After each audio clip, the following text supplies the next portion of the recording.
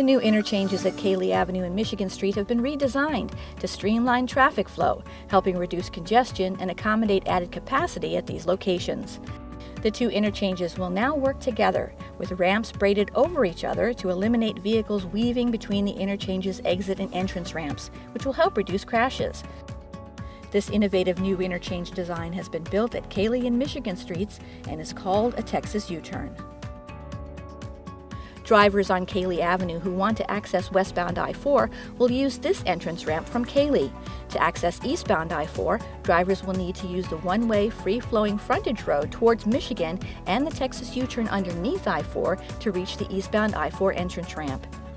Drivers on Michigan Street who want to access eastbound I-4 will use this entrance ramp from Michigan.